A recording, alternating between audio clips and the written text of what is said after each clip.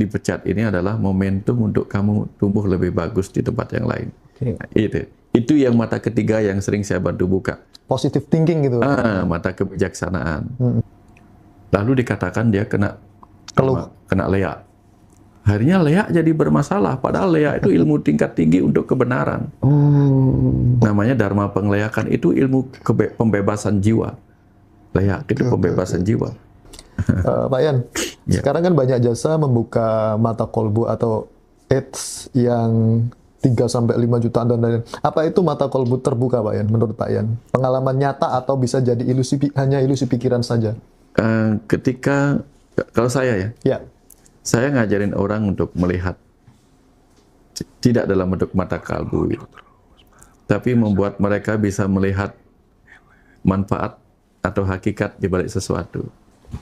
Sehingga kalau dia bisa melihat bukan hal-hal gaib ya, bisa melihat ini misalnya apa, ketika dia mengalami sebuah kondisi terpuruk ekonominya misalnya, saya ajak dia melihat makna. Jangan-jangan ada makna di balik ini. Atau misalnya dia dipecat dari sebuah perusahaan, saya ajak dia melihat jangan-jangan dipecat ini adalah momentum untuk kamu tumbuh lebih bagus di tempat yang lain. Nah, itu yang mata ketiga yang sering saya bantu buka. Positive thinking gitu. Mata kebijaksanaan. Cakra ajna. Cakra ajna itu bukan dengan ilmu-ilmu ini, bukan. Saya ajak dengan pengetahuan membuka kebijaksanaan. Sehingga apa yang tadinya terlihat tidak berharga menjadi berharga. Misalnya dulu sampah menjadi sesuatu yang tidak berharga bagi Cina.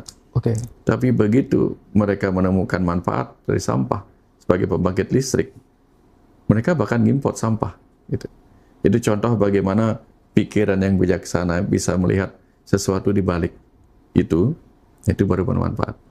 Kalau kita misalnya membuka mata ketiga yang ingin melihat makhluk-makhluk gaib misalnya, itu malah jangan-jangan nanti kalau kita cerita dibilang halusinasi. Benar banget. Tapi kalau kita melihat hakikat atau makna, di balik setiap bencana ada berkah, di balik berkah ada bencana gitu misalnya. Ketika kita mempunyai kemampuan melihat itu, dan itu kita ceritakan pada orang lain, kita akan disebut bijaksana. Tapi kalau kita membuka mata ketiga yang melihat hal-hal tak terlihat, kita ceritakan pada orang lain, kita disebutnya halu. Berarti kita harus pandai-pandai mereduksi untuk menjadikan sesuatu yang negatif itu menjadi sebuah pandangan yang positif gitu. Nah, itu hidup ini kan harus berguna. Jadi apa yang tadinya tidak terlihat tidak berguna, kita bisa jadikan berguna. Itulah gunanya ilmu atau guna. Ilmu itu artinya guna. Sehingga ada guna widya, ilmu pengetahuan yang kalau ilmu tidak berguna, maka percuma kita belajar. Tapi sebenarnya kan tanpa menggunakan jasa seseorang, guru spiritual atau apapun namanya, mata kolbu kita, mata hati kita itu kan sebenarnya bisa buka dengan sendiri kan, nggak perlu kemudian pakai jasa yang 5 juta, 6 juta, 7 juta kayak gitu loh maksudnya, Pak. Iya, kebanyakan orang pengennya instan. Itu masalahnya. Kebanyakan orang pengennya instan, padahal hidup kita, perjalanan kita menemukan suka duka, melewati suka duka kehidupan ini adalah proses pembelajaran itu penempaan supaya kita terasah untuk mata batin kita terbuka. Itu penempaannya. Cuman kan banyak orang nggak mau melewati suka duka itu. Suka duka misalnya, ketika mengalami suka kan pasti berkah. Bisa nggak melihat bencana di balik berkah itu?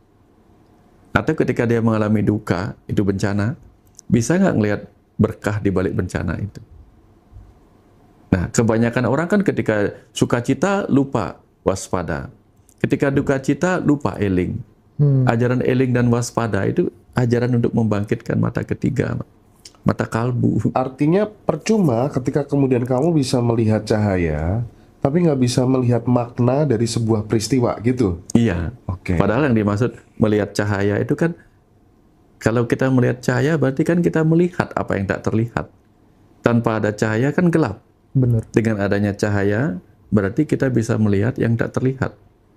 Hakikat di balik semua peristiwa itu. Kan itu yang terpenting.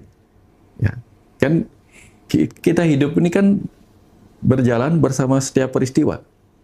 Ya, kalau kita bisa melihat hakikat, melihat makna, melihat manfaat dari setiap peristiwa, kan kita akan terbebas dari guncangan-guncangan. Ya, ada kendala sedikit nggak terguncang. Ya. Maaf. Itulah fungsi dari kecerdasan emosional dan kecerdasan spiritual. Makanya yang selama ini saya lakukan lewat ngobrol sama Mas Hendra, lewat video YouTube yang saya bikin, itu kan membuat mereka tanpa mereka sadari untuk mereka terbangkitkan kemampuan mata ketiga mereka. Dan free. Ya. Mata ketiga mereka untuk melihat makna di balik semua itu. Iya, iya. Ya. Iya. Jadi yang jadi problem tuh karena mereka pengennya instan. Instan. Padahal justru lewat luka, lewat penderitaan, disitulah kemudian Iya. sebenarnya cara semesta untuk membuka mata hati kita gitu Benar. ya Pak Wayan ya. Benar. Nah, di dalam kita kan ada hati nurani. Jadi hati nurani itu membuat kita bisa melihat yang tak terlihat. Nah, dia akan terbuka kalau ada luka. Tapi sayangnya yang begitu kita ada luka, menderita oleh kehidupan, kita tutupinnya dengan ego. Jadi dia nggak sempat keluar jadinya. Gitu. Jadi harapannya adalah belajar untuk bicara dengan hati nurani kita. Nah itu yang selalu saya ini. Saya banyak menemani orang-orang yang selalu itu. Lama-lama dia terbiasa, Mas Hendra. Terbiasa melihat makna di balik peristiwa itu. Saya nggak melakukan apa-apa. Tidak dalam bentuk prosesi ini, prosesi itu enggak. Iya. Akhirnya kan orang yang cerdas itu adalah orang yang mampu menghikmai setiap peristiwa yang dialami. Gitu kira-kira ya. Itu yang terpenting dalam hidup kita, Mas Hendra. Dan itu harus dilatih karena itu skill gitu ya. Nggak bisa cukup duduk di depan guru ya, terus kemudian lakukan sesuatu, bayar gitu ya, terus dibuka gitu. Kayaknya nggak ini deh ya. Dulu saya juga waktu SMA, waktu kecil itu memang membayangkan hal seperti itu, Mas Hendra. Wah asik ya kalau bisa melihat begini. Tapi ternyata enggak. Setelah saya mengalami prosesnya, saya sadar. Saya bisa begini karena mengikuti pelajaran langsung dari alam. Kan kita tahu, pengalaman adalah guru sejati. Benar. Nah, bagaimana pengalaman hidup kita, peristiwa-peristiwa hidup kita petik hikmahnya, belajar di situ. Learning by doing. Guru sejati itu kan pengalaman. Ya. Ya, jadi selama ini kita sudah dikasih banyak pengalaman. Tapi kenapa nggak bertanya pada guru sejati yang ada di pengalaman itu? Misalnya kita kena gagal. Coba bicara sama dia. Wahai kegagalan, apa yang ingin kamu sampaikan kepadaku? Gitu misalnya. Misalnya kita dipecat dari perusahaan.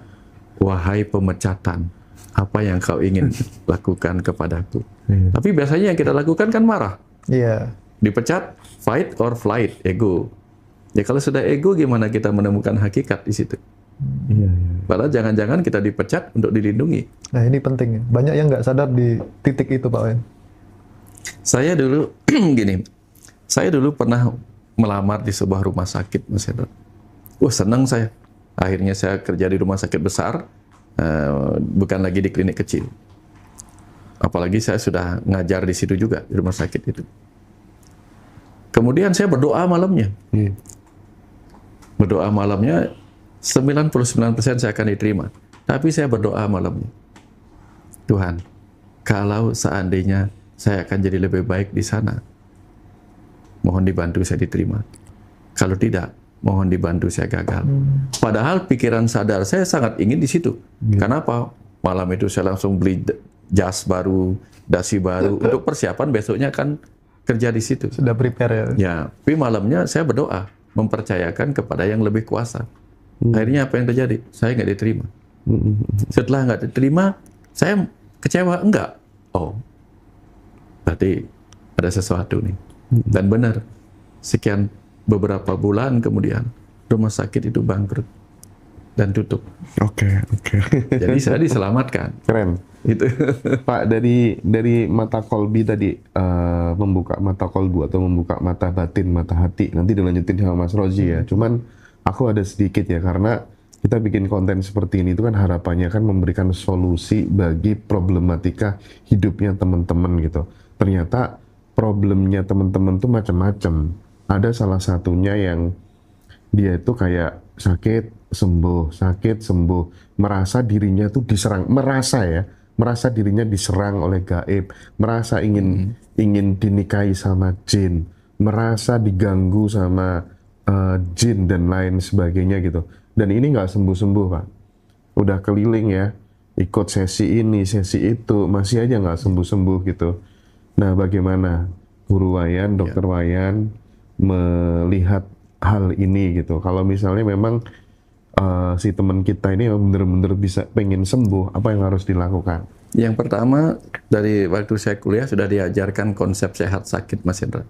Konsep sehat sakit itu berbeda-beda. Orang desa, orang kota, orang modern, orang gini beda-beda. Beberapa orang itu memang konsep sakitnya itu dia akan percaya ini kerjaan jin, malu-malu gaib dan sebagainya. Ya, memang ngubah itu kemudian butuh waktu. Butuh waktu. Gini, dalam penelitian Dr. Diki, penyakit pada manusia itu 10% penyebabnya adalah fisik. Kecelakaan, kena zat kimia atau luka, itu fisik. 15% karena faktor psikis. Bukan, sosial. Faktor sosial, bertengkar sama keluarga, bertengkar sama pacar, bertengkar sama ini. Walaupun ujung-ujungnya dia melukai fisik, tetapi asalnya sekali karena faktor sosial itu. Bertengkar sama teman di kantor, kemudian marah-marah, pulang dari kantor marah-marah, ngebut, kecelakaan. Memang dia kecelakaan, tapi awalnya adalah faktor pikiran, pertengkaran, hubungan sosial. Ada lagi faktor psikis, stres, kecemasan. Ya, jadi karena stres, kecemasan, kemudian dia jadi mikir, tidak konsentrasi di jalan, gitu, tabrakan, gitu. Ya, jadi kecelakaannya memang fungsi fisik, tapi ada faktor psikis di situ. Nggak bisa tidur, sehingga gara-gara nggak bisa tidur, tubuh menjadi terganggu. Nah, yang satu lagi 50% karena faktor spiritual. Spiritual itu artinya apa? Ada semangatnya yang hilang, ada kesadarannya yang kurang, itu. Tapi tidak ada hubungannya dengan yang disebut tadi. Hubungannya dengan apa? Ada klinik, ada jin, ada hantu, semua nggak ada. Nah, sebenarnya itu tergantung bagaimana orang itu dibesarkan tentang doktrin kesehatan dari kecil. Sama dengan di Bali misalnya, Mas Hendra.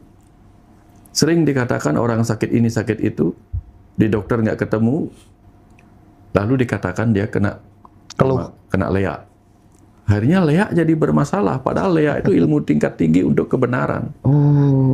Namanya Dharma Pengleakan, itu ilmu pembebasan jiwa. Leak itu pembebasan jiwa. Leak itu linggih aksara namanya.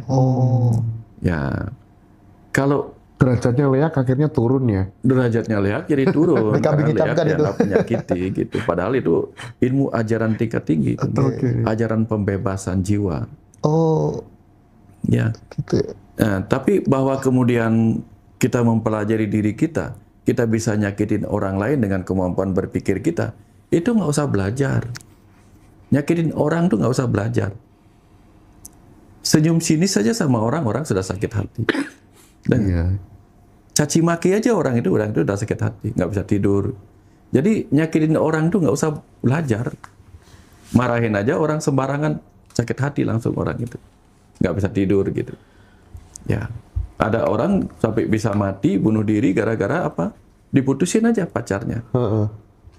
Jadi untuk nyakitin orang tuh nggak perlu ilmu gaib tuh. Nggak perlu ilmu gaib. Saya bisa nyakitin Mas Hendra sekarang. Karena Mas Hendra percaya sama saya, Mas Hendra, kasih dong saya pinjam uang 100 juta untuk bangunan ini. Habis itu saya nggak pernah bisa dihubungi Mas Hendra. Sakit hati Mas Hendra. Utangnya nggak kebayar gitu kan. Kan banyak orang sakit hati gara-gara uangnya jadi jaminan gitu. Nah, artinya nyakitin orang nggak usah belajar. Jadi nggak perlu ilmu gaib. Ngapain juga belajar ilmu gaib hanya untuk nyakitin orang? Ngeracunin orang itu juga nggak perlu ilmu gaib zaman sekarang kan.